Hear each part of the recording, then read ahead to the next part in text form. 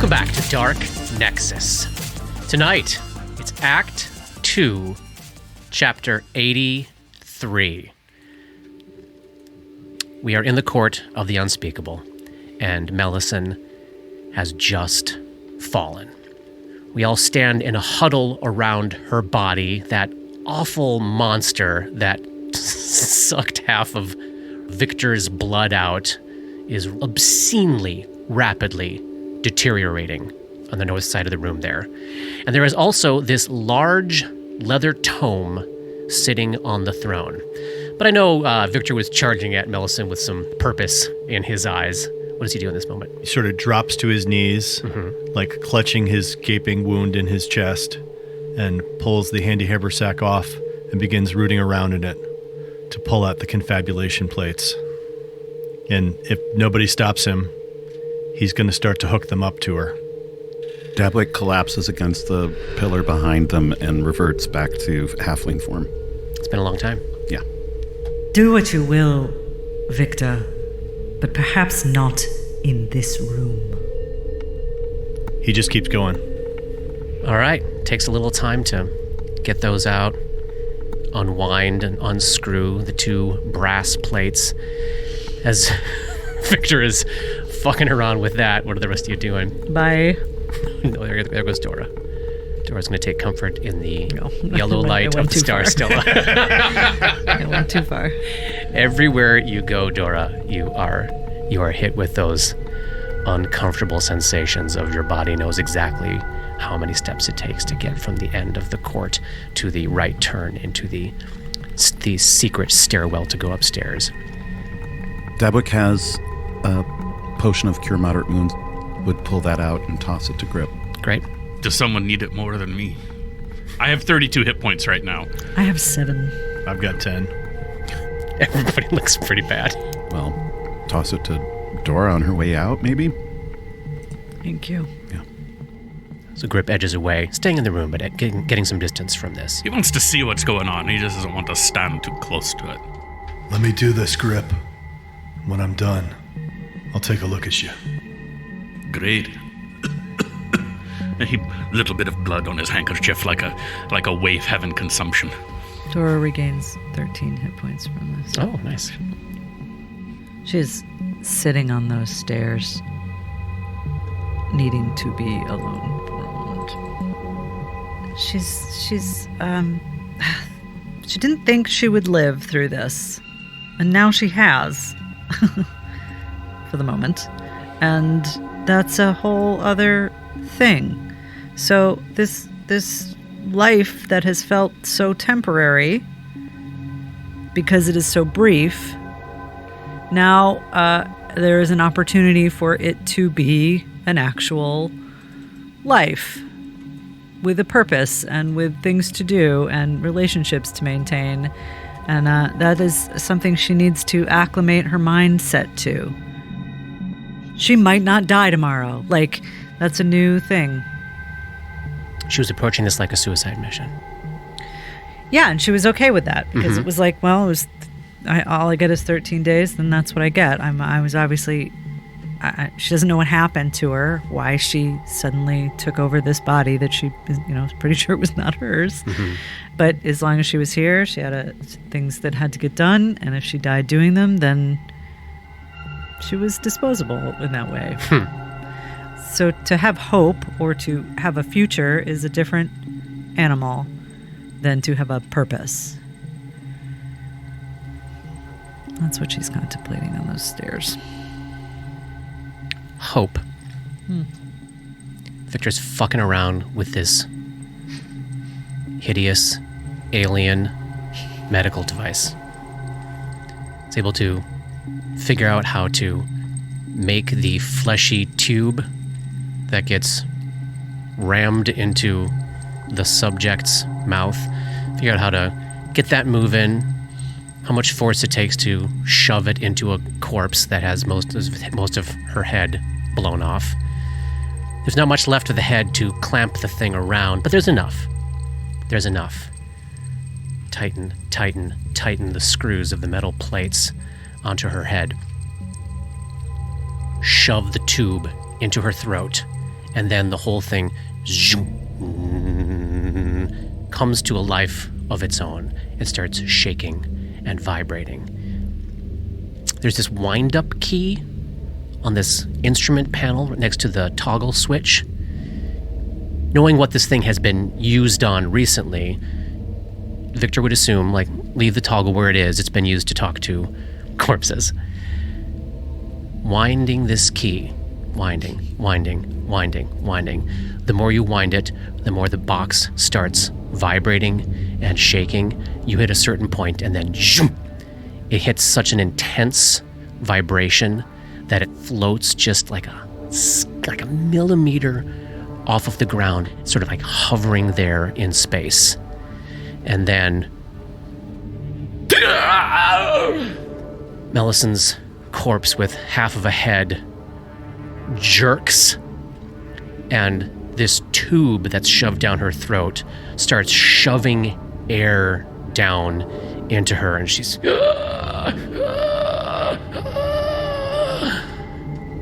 All right, Melicent. Or Melison's body, or whatever you are. During our fight, you mentioned Gregor. You said that I knew him, and you knew where he was. What were you keeping from me about him? Her alignment differs from yours, so her body is allowed to make a save. Her alignment is fucking crazy. I mean, that might actually be the same alignment, chaotic. Chaotic crazy. Yeah, okay. Gregor was a lie. I knew it would drive you mad. You get 2 questions. I saw Vaticus's corpse over there. How'd that happen? Last time we saw him, he was in the asylum with us being killed. Where I collected him, brought him here. And then the machine zoom, winds down, and then you're left with this heavy metal box and this limp, fleshy tube inside a corpse that you have to manually extract, pulling out. Fuck! Fuck! Yes. He's so mad. He's like, Yeah. This is not what I wanted. This is not the information I was looking for. He just drops the confabulation plates and sort of stumbles over to Grip Yeah. to start first aid, heal check, trying to, Again, you want to do that in here? Dora returns and approaches the throne. he's just going to start trying to, heal whoever he can. He's looking after Grip. Yeah. Great. Sitting on the throne is this ancient tome, bound in brown leather. So old, there's no title on it, no title on the front, no title on the side. It seems absolutely ancient, and it's big, it's heavy. It is like almost Chain of Knights sized, and it's just sitting there on the throne of the unspeakable. Boy, do I not want to go insane today. We should take it. Be careful. Friends, I don't know what you're thinking, but can we go back to the surface? Let's just take stuff with us as we go. Yes. I don't feel well down here. We should strip her of her belongings. Take the book and go back to the fort. All right, so toss the leather-bound book into haversack, bag of holding. Haversack. A little bit of detective magic there. Absolutely. Careful. Her chain shirt is magical. Her rapier is magical. Her headband is magical. She's got a magical ring, and she has, after you follow the telltale gleam of magical energy to one of her pouches on the side of her belt, she has a total of 5 scrolls on her. Okay. It's a lot of spellcraft checks. Let's start with the chain shirt. Okay. 21. +1 chain shirt. Rapier. 19. +1 rapier. Headband. Nope. The ring. Nope. First scroll. Nope. Second. Nope. Third.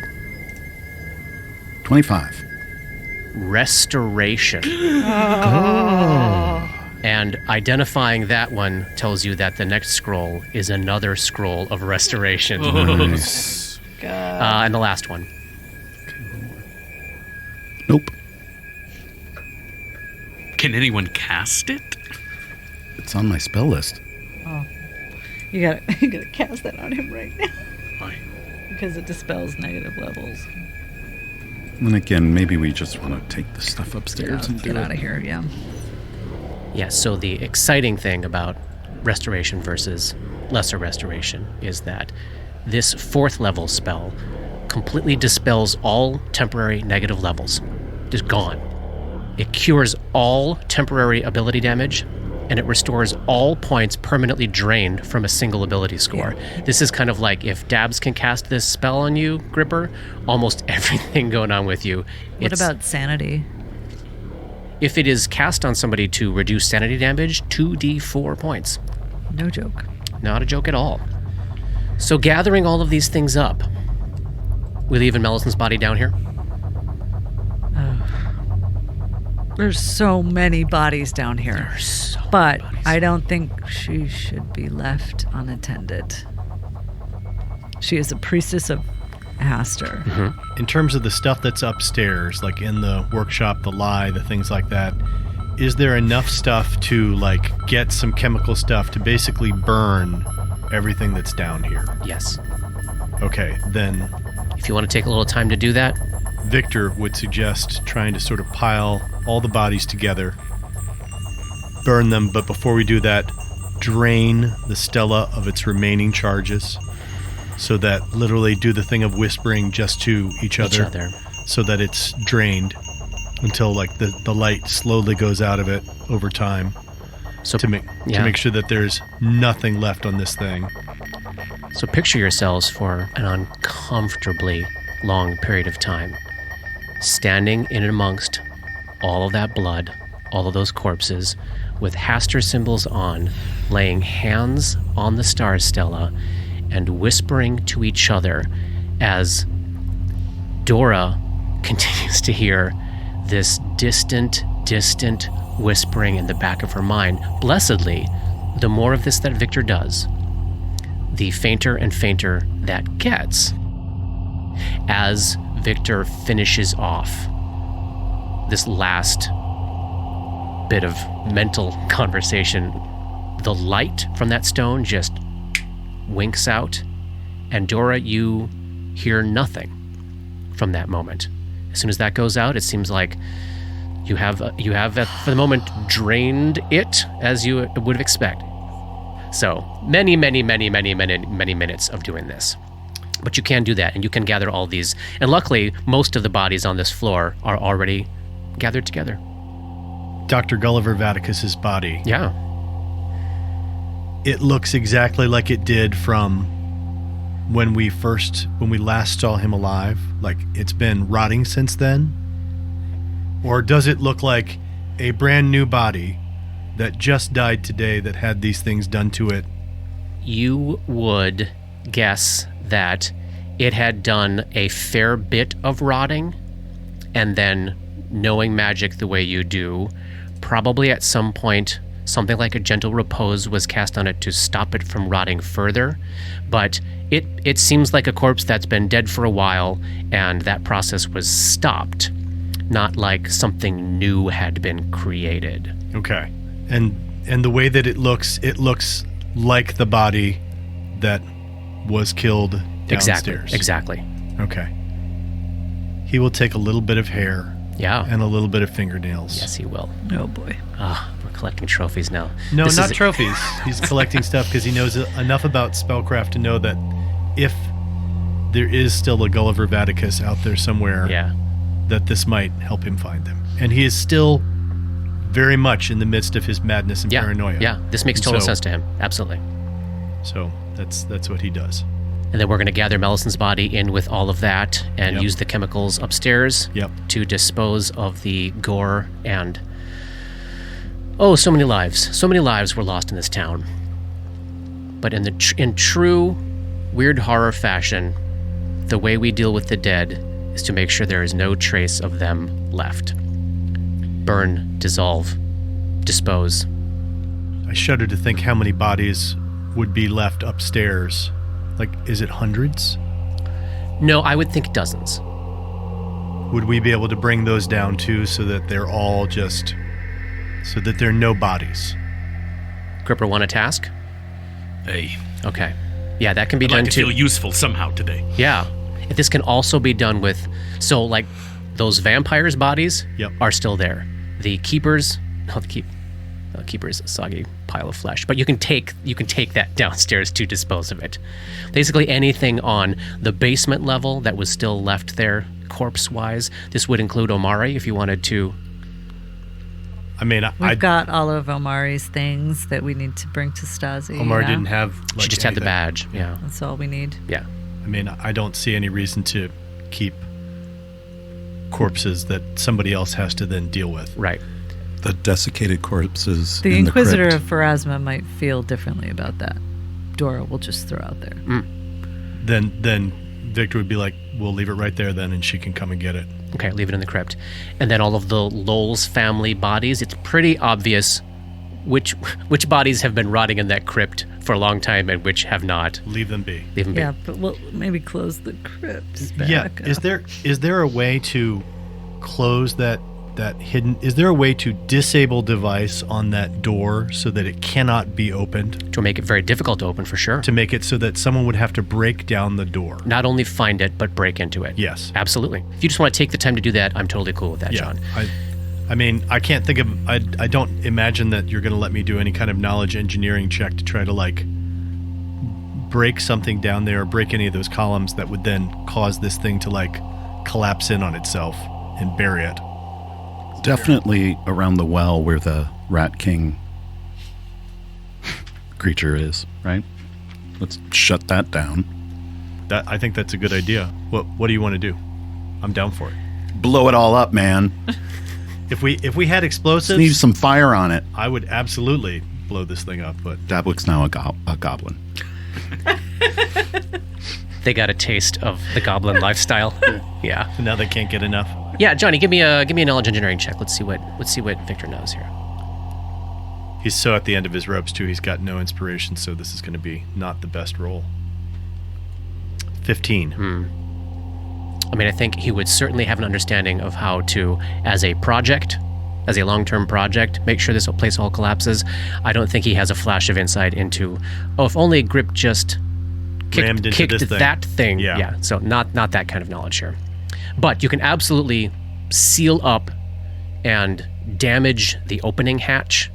Fuck that up so that somebody would have to do some real work to get that face of Pharasma open upstairs. Let me bring you up to the next level here so you can walk around again and see what is left in case there's anything else you want to do before you head out. And we have, just double check in before we burn all this shit, we have the unidentified vest that Ramatri is wearing on somebody's sheet. Is that right? Yes. The blue robes, is that what you're talking about? Yes. Yes. Stasi has a read magic if we get those scrolls back to the fort. Wait, I've got read magic cantrip. Well, you have it prepared? Yeah. Oh, Oh, great. then great. Well, Yeah. I'll just tell you what the scrolls are then. God damn it. Zoom. We have a scroll of Cure Serious Wounds. We have a scroll of Dismissal. Oh, As we know, 2 scrolls of Restoration and a scroll of Sending. nice. That's nice. Dismissal. So then, walking around this floor, I think in order to dispose of this many bodies, you're probably using up the caustic supplies in the workshop and you're using up the caustic supplies in the storage room to do so. Do you want to attempt to do anything in that well room? There's not much to do. that I can think of, short of like a stone-shaped spell trying to seal up the well, which you probably don't have prepared today, do you? No, not today. Okay. Well, you can keep that in mind for the future if you wish. Oh, a stone shape for that, and a stone shape to like close the door, the secret door, so that it can't be opened. That is a very, very viable thing. Yeah. I'm going to bring you all to the first floor. Let's walk around the first floor inside the manor. Make sure we have picked up what we want to pick up, and let me check here to see if there's anything left to be found now that you're taking a little more time and you aren't currently being attacked. Harassed. Harried. What time is it right now? Is it like close to 9? Took some time to do all that. Let's call it 8:30ish. And that's PM, right? Yes. Okay. Yeah, the AM was your first foray into it. Oh my god. This has been. Still, we're just over 24 hours now since we were. It's the deadliest first day of your came in lives. here. Oh my god. It's crazy. Okay. Oh, we already found. Yes, I remember now. We already found the piles of Lowell's unsold books, the history of Persex, and the stars are not among us. An undeniable refutation of the works of the doomsaying pseudo-scholar Dr. Henri Mortmain. Poking around a little more carefully without a specific time crunch on you, Dora and probably Grip, because Grip is really good with books. So Dora's walking through with that eerie sensation of, I know exactly where this pile is. Yeah, they so moved that one. That one doesn't feel right. So she would sort of like go on instinct, Yeah, like walk into a room and just let her body go where it would go. yeah. I think she's drawn to... There is a collection of books, a collection of research books regarding dreams and how to manipulate them. They discuss hypothetical magical methods by which an individual could appear in someone else's dreams or even meet with people and creatures in the dimension of dreams. And I think, Katie, Dora would process this as, oh, these are probably the precursor books that led them to go, we need to get our hands on something like the Chain of Night, something that has answers. These ideas of how to enter dreams and explore dreams and talk to people in dreams is something we're interested in. All these books they treat it like pseudoscience or pseudo-magic or just hypothetical. We gotta find the real thing. So this is probably the collection of those books that eventually got Tima and Lowell's to Chain of Nights. Mm-hmm. We've collected everything off of Daylene's body. Let's go to the top floor. Not the top floor, the second floor. There's some rooms on the second floor you never went in. Let's go back up there. Before we do that, should we stop and do the restoration so that should anything happen to us, we are not down con and negative levels and stuff like that? How's Dabs feeling about that? You want to do that in the library? Sounds fine to me. All right. I think we got 2. So you've deciphered the writing because you cast Read Magic. The spell is of the correct type. It's divine. It's on your list. Is that right? I can't cast 4th level spells yet, but it is eventually on my list. It is eventually on your list. Okay. Oh. No, it's not. Oh boy. Are you sure it's not just a higher level? Lesser Restoration is on the Druid list, but Restoration is not. None of the rest are. Okay. Well, that answers that question. It's on It's the on the Inquis- Inquisitor list. And it's on the Investigator It's list. on the Investigator list. But I can't do scrolls. Scrolls, right. Doesn't mean anything. But Stasi could maybe read it. So what Stasi will have to do is Yeah. make a level, basically a caster level check.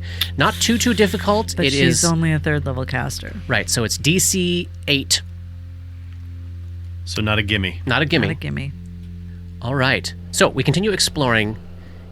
As you come up the stairs, the first room you pass, and let's all go over here. The room, that Lowell's childhood bedroom. The one we purged. Yeah, so Dora shunted a whole bunch of energy in there to take care of what, she was thinking was probably a haunt, but we have not actually explored that room since we've only been in it in combat. Yeah. You want to give it a toss? Yeah. All right, give me a perception check there. Let me know if anybody gets anything interesting. 22 for Grip. Yeah, Grip's on fire. Exploring, even with the energy drain, that's great. Yeah. So Grip is idly thumbing through some children's picture books. I just like the pictures. They are very disturbing because they're books about anthropomorphized cats, which were left in Lowell's bedroom, who was terrified of cats. Something does stick out to you, though, Grip. There's in one of them, The Adventures of Sir Kitty, there is a mithril bookmark, like a book plate it's called, but it's like a bookmark shaped thing that is inscribed with what to Grip's eyes look like runes. When you call everybody's attention to it, Dabs casts some detect magic, and it is glowing with magic. Give me a quick check there. Let's see if 18. Okay. Unknown, but this is a magical bookmark. Inscribe what? Do you speak Draconic? I do. Yeah. You do? Okay. It is inscribed. Oh, this is fun. So as it gets, Grip finds it, Dabs verifies that it's magic. It's passed over to Dora. Dora, as you take it into your hand, you can see that. It seems like the kind of book you could finish in one sitting, so I'm not sure why you need a bookmark for it. As it passes into Dora's hand, she can tell that it is inscribed with the name Namira Caligar in Draconic, and as it passes into your hand, those letters, that name, they fade, and you can feel the object quivering with potential. Do you speak a name? Oh, God. Dora. And then, like, with nothing, slices through this mithril plate, and in excellent, elegant calligraphy, the name Dora appears on this book plate in Draconic. Gonna keep that with your stuff for now? Sure. That's cool. It is cool. So heading up into the next room, there are 3 bedrooms on the western side of the second story here. The first one was Lowell's childhood bedroom. This next room looks as though it was, at one point, well furnished and reasonably tidy, though it seems as though it hasn't been cleaned too much recently. Like, it has that feeling of a space people have been crashing in, not like super messy people like Kuru, but just a space that has not been tended to. So there are 2 beds in the room, and then there are also, sort of stacked in one of the corners, 3 sleeping pallets. Give me perception checks as you're sorting through the stuff in here. 25 for Dabwick. 23. Grip's still thinking about bookmarks, and so he rolled an 11. Okay. 21. Okay, this is fun. So, Dabwick, drawn by their ability to detect magic,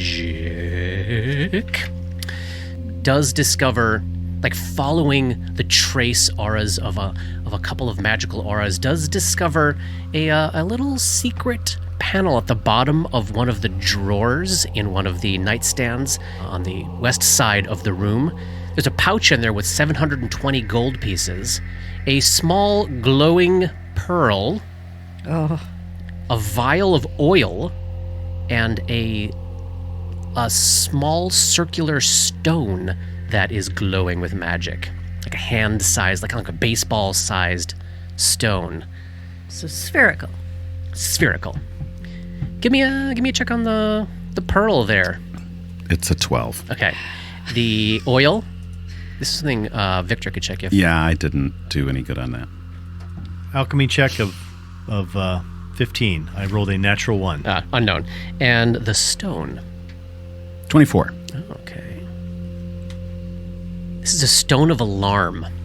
When given the command word, which you now know, it will affix itself to any object. If that object is touched thereafter by anyone who does not first speak the command word, the stone emits a piercing screech for 1 hour that can be heard up to a quarter mile away. Whoa.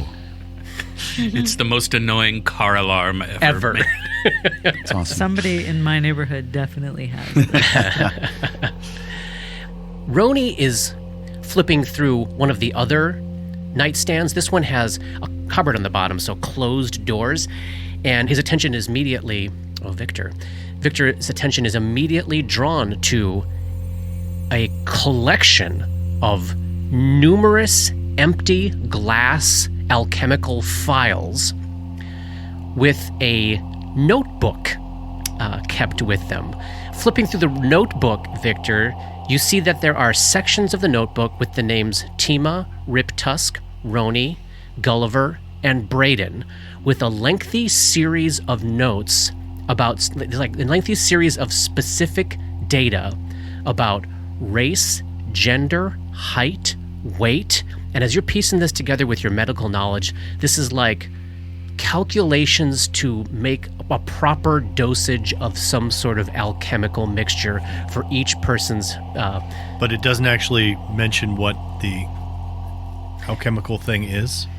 Following that thread, you keep digging back, pushing past all the empty bottles. You do find a couple of discarded notes from Myacne and Mun over a stretch of 2 to 3 years, which all seem to indicate shipment of various iterations of alchemical sleeping drugs.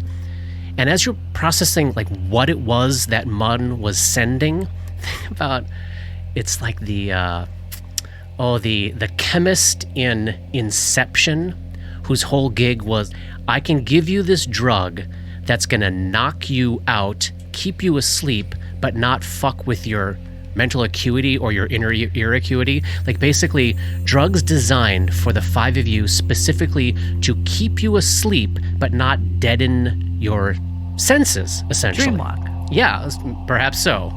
And as you're digging through that, Dora, heading over, notices one particular note that didn't catch your eye.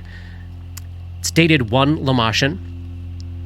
Otherwise looks like one of the pretty sort of typical acknowledgments of the sending of drugs.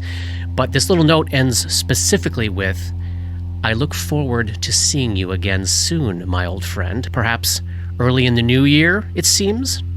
I eagerly await news of your latest discoveries and what the mad poet had to say. Lamashan, so that's like half a month before we woke up? Yeah, it's like like a little over a month from now, a couple weeks before you woke up. Okay. Yeah. The next bedroom to the north is similar, except that it contains a gigantic vat large enough to submerge a humanoid in of vinegar. And splayed across one of the beds is the legs of... God bless it. You were so close. So close. This is where the Menangal's legs were kept, and also the vat of vinegar that the Penangalan had to soak in for an hour in order to reattach her head into her body. I bet it smells great in there. Oh my god, the vile filth. Give me perception checks. You go first, Grip. Bookmarks. I don't understand. He got a 14. Okay. 22. 13. Literally, I think that Victor is just... I mean, I'm still down to 6 con. Yeah. It's just like sort of dragging himself along. 32. 32, there we go. Oh, man. Oh, also helped by your magical senses. So you do discover what? This house. In another secret panel behind a cabinet near one of the beds, near clearly the Penangalan's bed, you do find 2 more scrolls. Oh no, you find 3 scrolls. 2 scrolls of sepia snake sigil. And a scroll of sea invisibility. And a little pouch with 329 gold pieces. And then as you take one last pass through the secret study next to the master bedroom, where that library awaits Dora, There's a little more to grab up as you're doing a non-time pressure search here. And that is not too far from where Dabwick found that collection of maps and list of supplies and so forth for a long journey into a desert. You do find a list of mercenaries that had been sent to Lowell's by someone writing in the Kellish tongue. It's a mercenary group of 7 people. Thala of House Cato. She's listed as a one-time gladiator from Cheliax, an expert with a flail and a blade. She's the leader of the gang. Karsathi, a priestess of some sort of fungus god. Thala's second in command.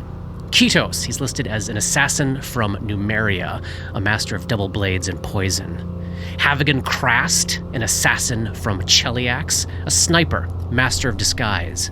Sendala, a beast hunter and archer from Irison, from the far north. Kelshan, she's listed as an axe expert, also from Numeria. And Marok, he's listed as a lightning mage from Absalom. So this is probably to go along with that collection of travel plans and supplies. This is probably a mercenary group that is going to be hooking up with Lowell's on his travels. Maybe acting as the bodyguards. The group of you no longer are. So then, passing through all of these rooms, digging into what there was left to explore, we'll say it's probably around 9:30 now. You know at this point, all that remains here is that hole down below the stables, but my guess is we're going to leave that for another day. Yeah. Oh, yeah. I think so. Yeah. Yeah, we are. March our weary asses. We're going to walk through the actual gatehouse and see if there's anything in there that... Don't drink any wine. Don't drink any wine. It looks as though the poisoned wine there was not touched, but you did take out somebody in the I dining knock room. it over and pour it out. Great. Just so nobody else gets hurt. Yeah. You walk out of Iris Hill.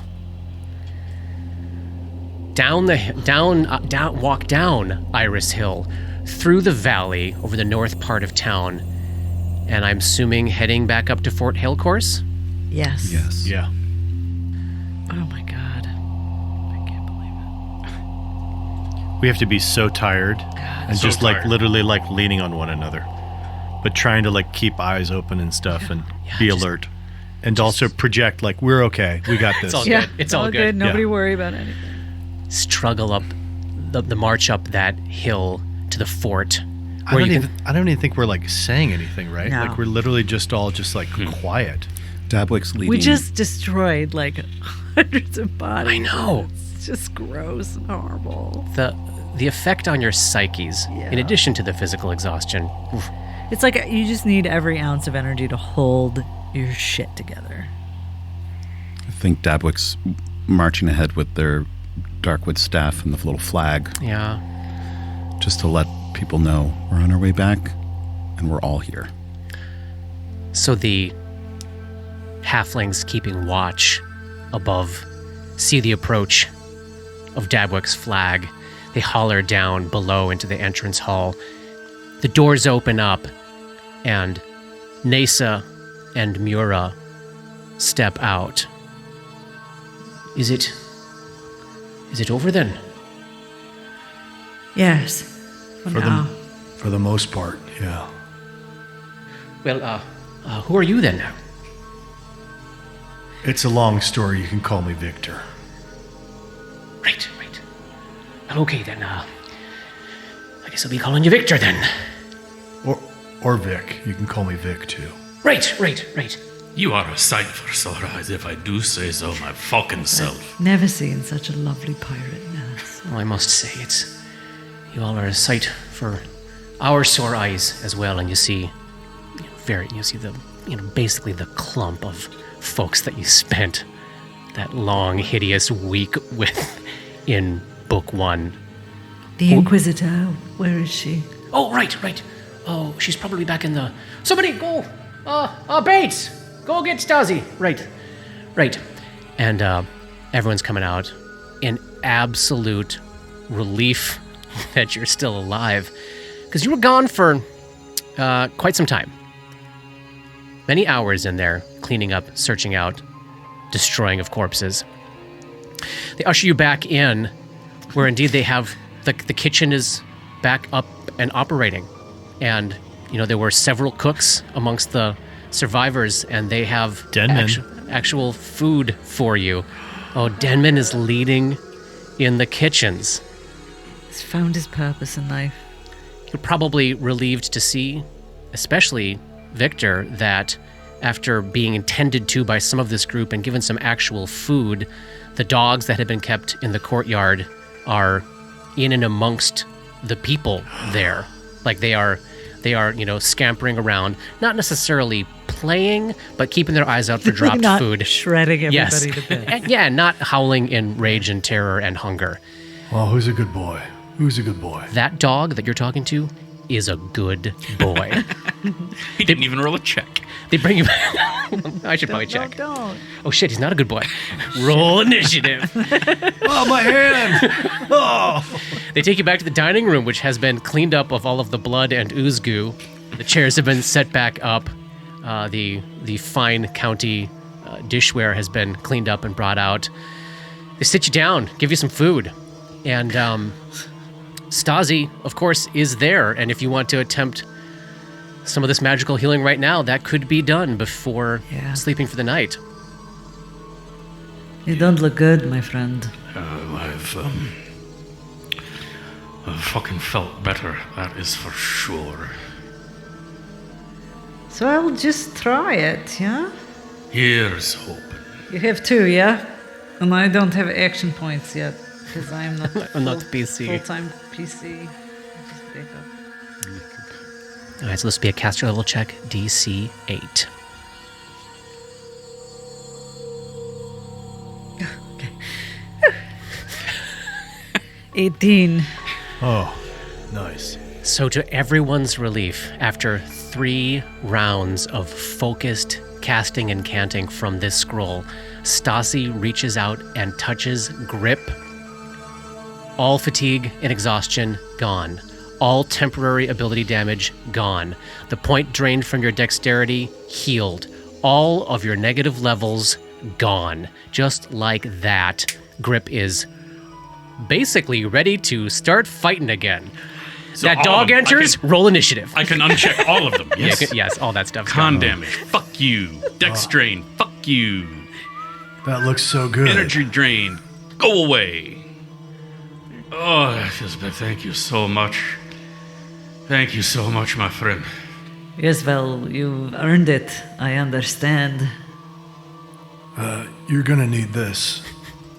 And I hand you Omari's badge and go, we found her. What's Stasi's feelings about Omari? I mean, it's so conflicted. Not a fan of the accusers. No. Ruined her life. Brought us here. Winter paid more attention to Omari than her own common sense and Stasi's common sense. It's so complicated. But also a member of the church. Right? No, not a member of the church. So not that complicated. Thank you. She takes the badge, but there's no tears or sentiment over it. Not that you would expect that from her under any circumstances.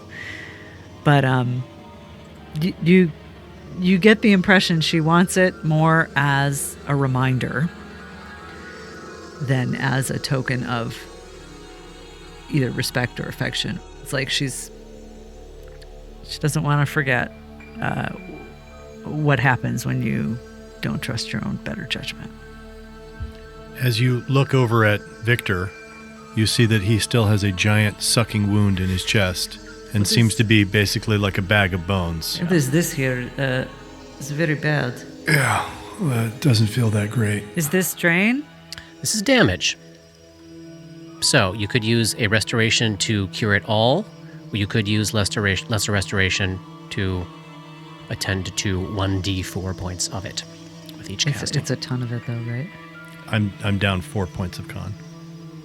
This is not my scroll to choose from. I wouldn't be able to help him until tomorrow. I don't think you want to sleep like that, do you, mate? No. If you could do the same thing for me, I'd appreciate it. All right. Oh, yeah, absolutely. Yeah. All right. Caster level check. Yeah, all right. 10. Just in the nick. And all of Victor's ability damage is immediately healed. Uncheck all that shit, Johnny. Uncheck it. I did. Does everybody feel much better? So much better. I would appreciate a lesser restoration tomorrow. Absolutely, love. As we leave these four eating an actual meal amongst the survivors here, what has this day looked like for Stasi and Bates and Barnabas? I was just thinking how what's been going on? Crazy it is in a meta way Yeah. about how when we go into Iris Hill for that second time, we know we're going to be there for chapter after chapter after chapter after chapter. Like, we know that it's a multi-week event for us. But the survivors and the refugees and the backup characters and the Sleepless Agency people are all like expecting us back in an hour. You know? Yeah. Or Like- or maybe like they don't know when we're coming back. Right, but Or if ever. Yeah. if ever. Yeah. But like, that's what I have never thought like, oh, what is it? When do they start to get worried? When do they start? I mean, Stasi's extraordinarily stoic, so she's like, they come back, they don't come back. Maybe if we go in, I don't know. So it's been just kind of a normal evening for her. What has her But- role been amongst all of these survivors and townfolk and dwarves and halflings and all the people that came up the hill to bunk in here, to seal up and hole up? She's not a comfort, and she knows it.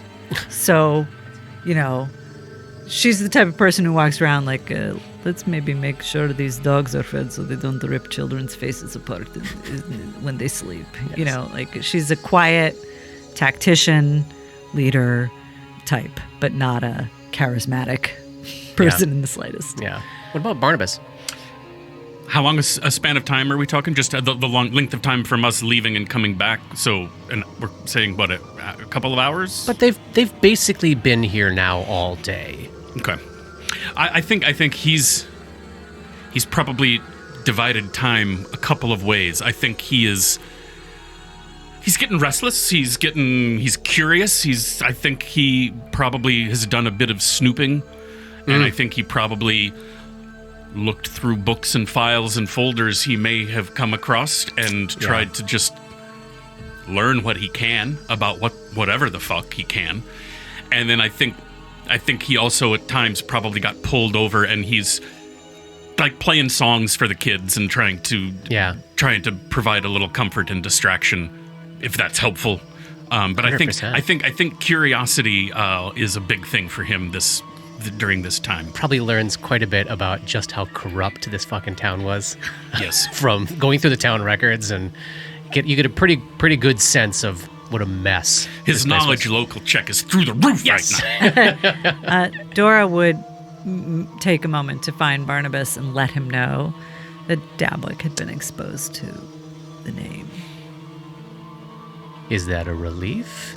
Is that a no? No, I mean he's. I think he's maybe relief in the sense that we don't have to. It's one person we don't have to tiptoe around. I mean, we're not. He's not looking to go around spewing the name left and right, but it's like one little bit of guard that can be left down, which I think is a relief. Yeah. But I think mostly. I think it's a very deep sadness that now someone else has this inside them. One more victim. Yeah. What about Bates? Has anybody from the Sleepless Agency been over here?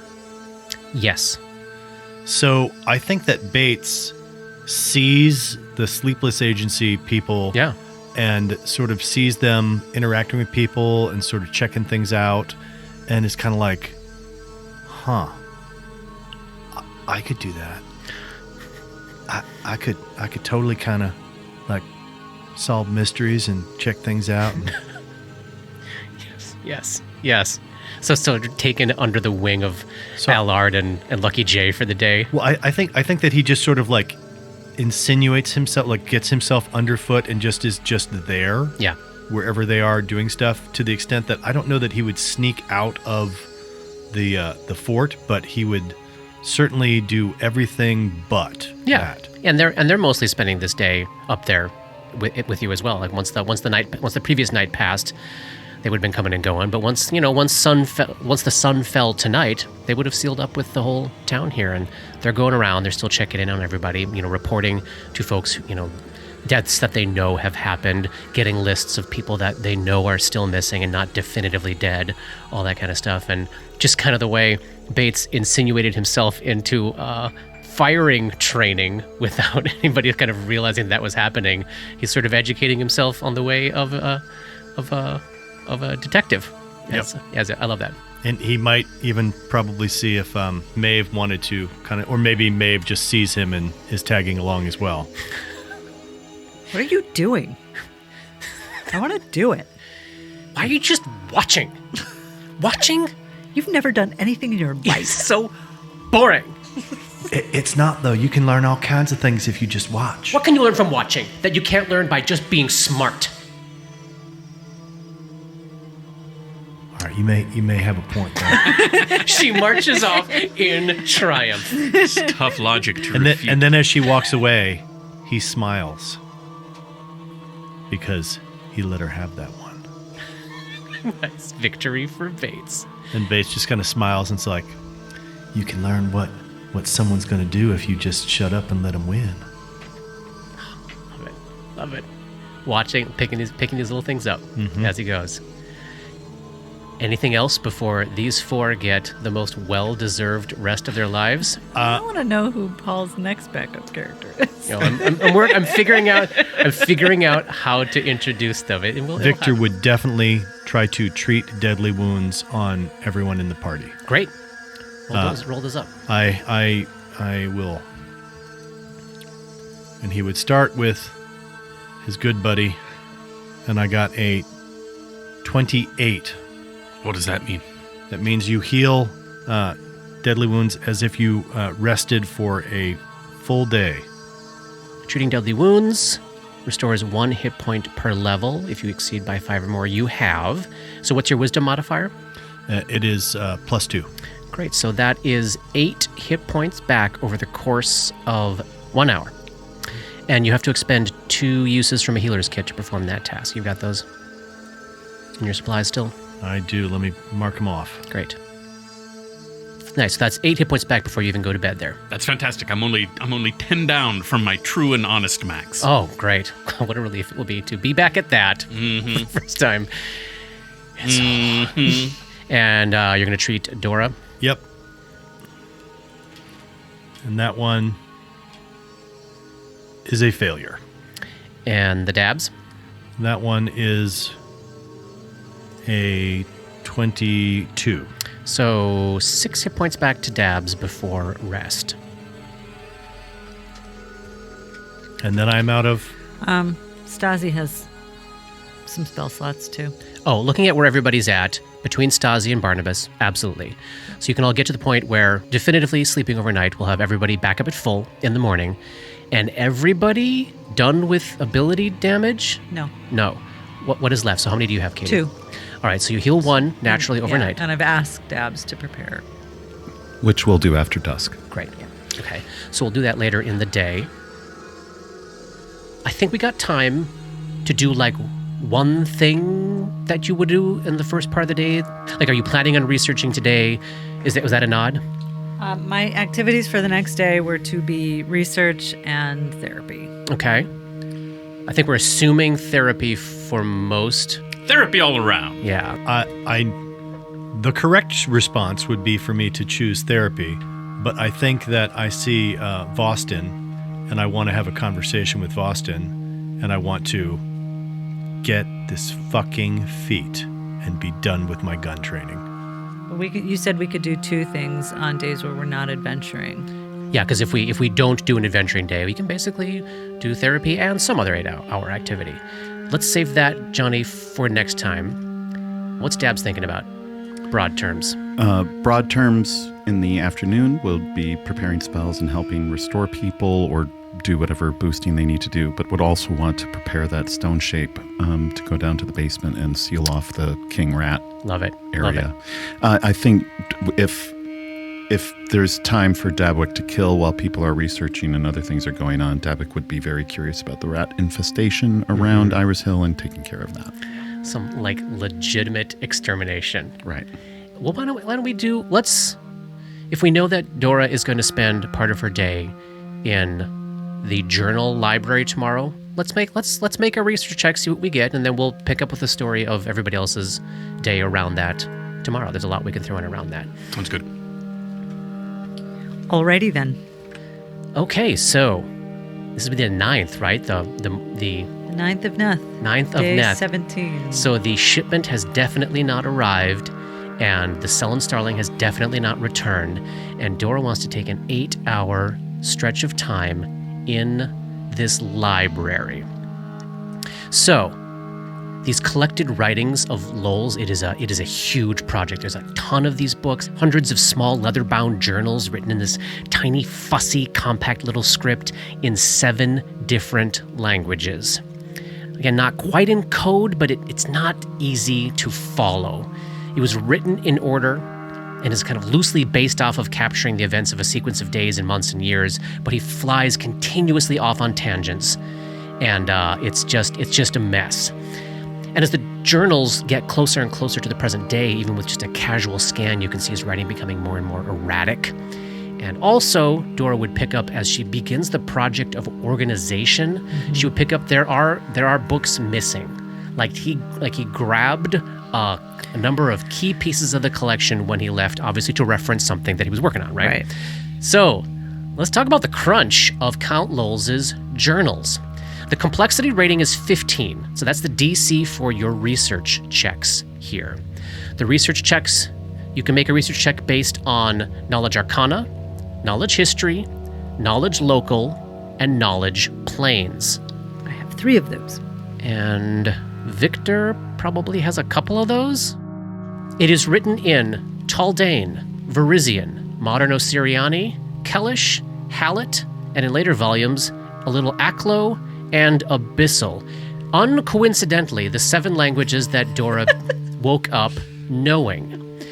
The primary researcher must be able to read all 7 languages. Secondary researchers must be able to read half of them rounded down. So 3. So, Johnny, does Victor have any 3? I have Kellish, Varisian, and Taldane. You're good. Right. So you can aid these checks. Does he have to, I don't think he does, but does he have to make the same check as I do to aid it? Or does he have to just make one of those? Anyone who is aiding will simply make one of those skill checks, and if they get a 20, then they'll add 2 to your... They're essentially doing the aid other... Oh. I can't aid. Can't do other. it. There we go. So Oh, boy. I can do my own checks, but I can't aid you. All right, so You can't read all the languages. Victor's of no help. So we'll assume then, Johnny's talking about having Victor be working with... Yeah. on his training today. So maybe that's happening while this is going on. All right, well, I have plus 14s in 3 of those checks. If the DC is 15, I feel okay about doing this by myself. And the advantage, I mean, we will roll the check anyways, and the advantage to rolling high is that every 5 by which you beat the library's complexity rating, the knowledge points are reduced by 1 additional point. I'm always going to choose history. When researching, if I can, you are considered to have the skill focus for that knowledge skill when determining what die you roll to reduce the library's knowledge points. So you'll be able to roll die 12 Yeah. as you attack. And I didn't do this with the Briarstone library, but I'll tell you, this library has 30 knowledge points, and there are thresholds of learning every 5. Oh, great. We'll be here for a few days. So there's no knowledge bonus granted by the library itself because it's not helpful, but I believe you have a +1 from something. What was it? Oh, from his dream journals with Ulver Xandalus. So you'll be making history checks with that +1 bonus. This is an 8-hour period of time while Dora is studying in the library, and we'll figure out next session what other folks are doing while this is going on. All right, give me that check. 26. 26. So you beat the difficulty by 10. So you're going to roll 1d12 plus your intelligence modifier plus 2. And remember, do tell me if you ever roll a natural 20 or a natural 1 on that skill check, because that will be critical success or a fumble on these. 8. 8 points of damage to the knowledge points. More than 5. Excellent. All right, so the first part of this project is really about getting organized, wrapping your head around how Lowell wrote, how he thought, the ways in which he catalogs his musings and observations. It's really about getting inside of his head. And this exercise helps to paint a picture of the man himself, who Count Hazerton Pragmus Lowell IV is and what he's like. And you get the picture of an extremely troubled mind. Wildly entitled, deeply, profoundly petty and vindictive, in equal measure obsessed with his own absolute intellectual superiority to basically everyone on the planet, and also consumed with this bitter, seething rage that everybody else doesn't acknowledge that fact. He desperately needs everyone's approval and desperately considers himself everyone's superior. Super fun. He also strikes you as an extremely repressed person, obsessed with violence but terrified of committing it himself. Obsessed with the effects of pain on people, but terrified of feeling it himself. Obsessed with narcotics, but perhaps never having taken any. Obsessed with sex, but probably never having experienced it himself. Someone who, because of his money and his upbringing, had the possibility of being exposed to the entire range of human experience, but someone so profoundly uncomfortable in his own skin, his own body, his own experience, that he goes to extreme ends to avoid touching things or feeling things himself, for the most part. You would glean a sense of his learning and his studies and practice. In the end, you would mechanically peg him as having levels in the aristocrat and archivist classes. Yeah, archivist is an NPC class focused on skills acquisition and weapons training and stuff, as we've talked about. And then archivist, of course, Kay knows well from the Mummy's Mask campaign she and I are playing in. It's an archetype of the bard class that focuses on research, knowledge, skills, and figuring out magic items and rituals. And you'd learn this, he's probably not very high level in either. Like, maybe he has barely more class levels than you all do right now. If the three of you, Dora, Grip, and Victor, who've survived since waking up a couple of weeks ago, are like bonfires, blazing and growing hotter with like this crucible of experience you've been put through, the only thing Lowell has going for him to make him a match for you, because he doesn't have much in the way of practical experience, is the length of his life relative to yours, right? He's just older. The resources his wealth have provided him, his audacity, frankly, and the depth of his obsessions. To wrap up the snapshot of this guy, if this were a superhero story and he was your supervillain, his power would not be his magic or his talent or his physical strength. His superpower is the obscene depth of his own belief in his superiority to everyone else. This belief powers him, it pushes him, it drives him beyond all reason to make his mark on Galarian. And you would peg him as someone who would do anything to prove that superiority to everyone else. And finally, you would learn at this point in your research that he is all-consumingly, single-mindedly, self-destructively obsessed with something called Neruzavin. Neruzavin. None of you have any idea who or what that is, and all the knowledge checks in the world will not help you there. But as we think back to the climactic scene of Act 1 and Ulver Zandalus's impassioned warning that Lowell was going to find it, Dora would probably guess now that he was referring to Neruzavin, and that Neruzavin isn't a who, but a what. That's the end of chapter 83. We will pick up next time. I bet it's like a generic blood pressure medicine. Side effects may include. Ask your doctor if you need Narusa. Dark Nexus is a creation of Plug and Hum Productions. This podcast uses trademarks and/or copyrights owned by Paizo Incorporated, which are used under Paizo's community use policy. We are expressly prohibited from charging you to use or access this content. This podcast is not published, endorsed, or specifically approved by Paizo Inc. For more information about Paizo's community use policy, please visit paizo.com/communityuse. And for more information about Paizo and Paizo products, please visit paizo.com. That's PAIZO.com. Dark Nexus uses music and soundscapes by Sirenscape. Check them out at sirenscape.com. That's SYRINSCAPE.com. Opening and closing themes, along with additional music, composed by Rob Kauzlaric. Artwork for Dark Nexus is by Matt Wahlquist. Special thanks to Toy, without whose generosity this project would not have been possible. And thanks to DMCP, Richard and Ari, Paul and Shannon, Chris, Scotty, Jason, Jess, Joe, Chelsea, Matt, Dave, Darren, and everyone we've gamed with over the years for all the memories and inspiration. WTPK. Oh, Brilliant. Love it. Tag. That was Season good. 2 tag.